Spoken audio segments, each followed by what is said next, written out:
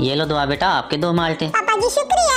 और ये लो जैनब बेटा आपके भी 2 माल्टे। शुक्रिया पापा जी। ये लो मोहम्मद आप भी खाओ। पापा जी शुक्रिया। जैनब के पापा मोहम्मद को भी 2 माल्टे देने थे ना। अरे आंटी वो मिडिल चाइल्ड है, उसको इतनी इज्जत मिल जाए ना वही बहुत है।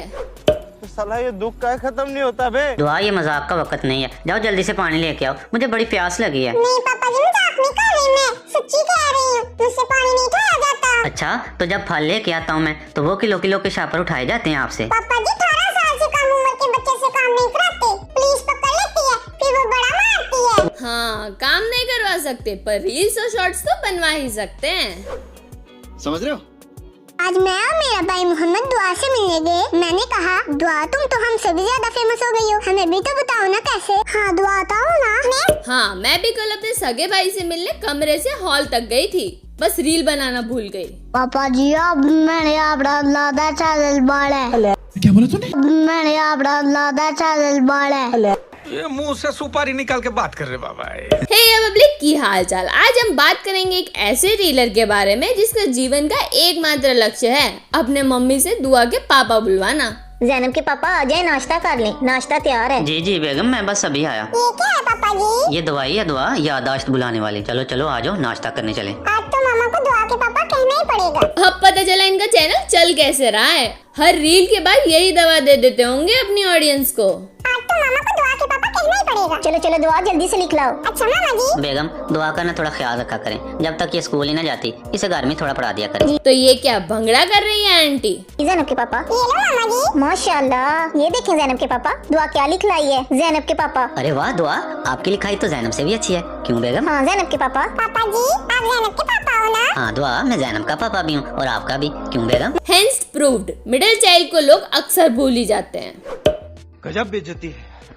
दुआ के पापा लिख के लाऊंगी। ये लो मामा जी चाय पी लो। जैनब बेटा पहले अपने पापा को दो ना। जी मामा जी। ये देखो मामा जी मैंने क्या लिखा, दुआ के पापा। माशाल्लाह बहुत प्यारा लिखा है। ये लो मामा जी चाय पी लो। ये देखो जैनब दुआ ने अपना और अपने पापा का नाम लिखा है। मामा जी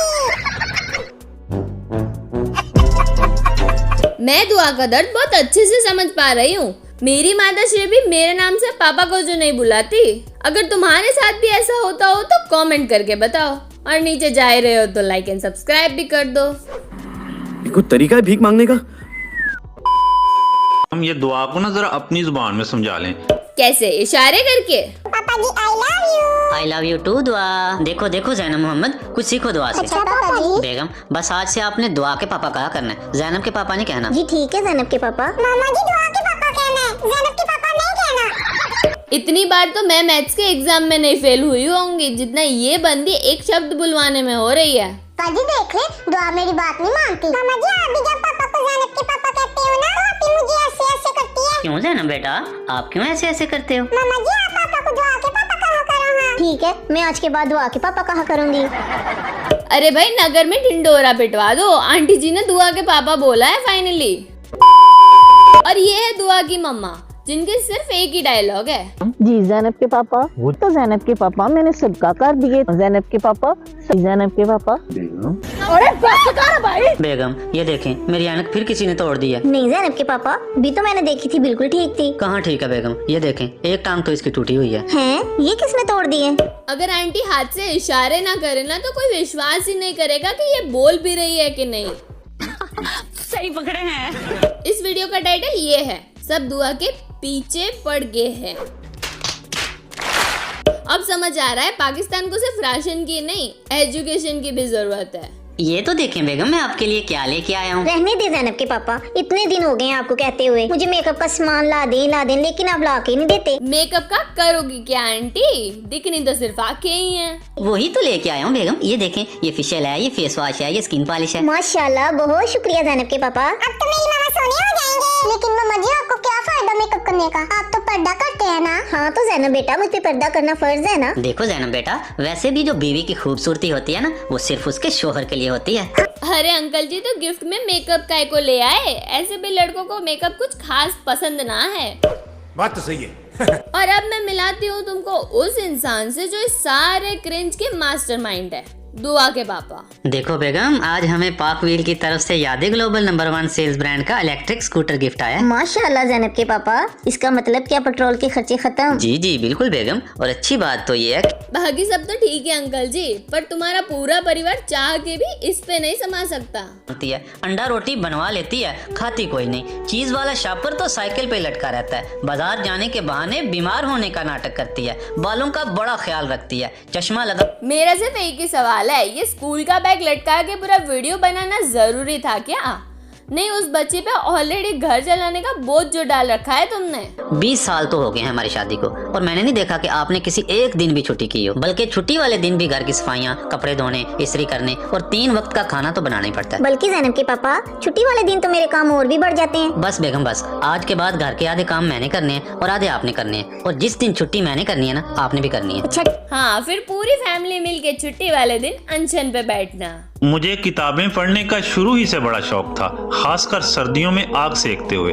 और उसी आग में चीचा ने अपनी एजुकेशनल बुक्स के साथ साथ अपना करियर भी जला दिया। मुझे जब भी कोई मसाला पेश आता है तो मैं इन किताबों के मसाला पेश कैसे होता है? अब क्या हल्दी मिर्ची धनिया हाजिर हो ऐसा बोलेंगे क्या? या फिर मिर्ची ने कोई गुनाह कर दिया, गलती से खाने की जगह कहीं और लग गई?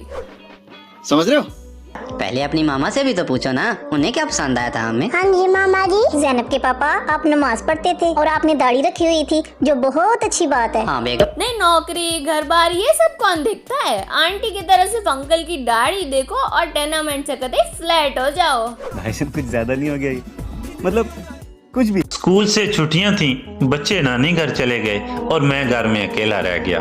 सर्दी लग रही थी। एक बात ये बताओ चीचा, जब तुम अकेले ही थे तो ये कैमरा किसने पकड़ रखा है? मैं गुर्बत और महंगाई की वजह से परेशान और उखड़ा उखड़ा रहता था। एक तरफ बूढ़े माँ बाप और उनकी दवाई दारू का खर्चा। दवाई तो ठीक है, पर दारू क्यों पिलवानी है भाई? तबीयत सही करनी है या खराब? दुआ जितनी क्यूट दिखती है ना, उतनी ही चंचरैया भी है, खुद ही देख लो। दुआ बेटा। जी पापा जी। जाओ घर जाओ और अपनी मामा से कहो 2 उबले अंडे और 1 कप चाय जल्दी से भेज दो। अच्छा पापा जी, आज तो इनका झगड़ा करवा के रहूंगी। अबे ये कैसी बच्ची है? इसको तो आना चाहिए अनसुनी में। क्या तुम्हें नहीं पता अनसुनी क्या है?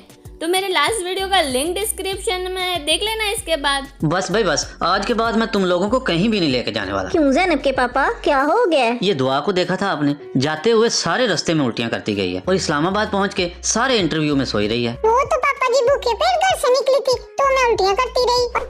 कोई सेंस है इस बात की? अरे चीचा, वो तुम्हारा कंटेंट ही बना रही होगी ना। चलो मामा पापा की सुलह करवाते हैं। और कैसे? इधर करो। हाँ दुआ, चलते हैं। पापा जी मामा आपको आई लव यू कह रहे थे। अच्छा मामा जी, पापा आपको आई लव यू कह रहे थे। अच्छा बेगम। जैनब के पापा। चलो आपी, अब नान पकौड़े खाने चलते हैं। बेगम चलें बाहर से कुछ खाने चलते हैं। चलें सर। खाने के लिए चंटानियत देख रहे हो इसकी? बंदी वर्ल्ड वॉर करवा दे 1 प्लेट आलू पूरी के लिए। Alright public, that's it for today. Video पसंद आई हो तो जल्दी जल्दी कमेंट करके बताओ और लाइक एंड सब्सक्राइब कर दो, शेयर करो ये वीडियो तुम्हारे दोस्तों के साथ। मैं मिलूंगी तुमको अपने नेक्स्ट वीडियो में, तब तक के लिए धन्यवाद।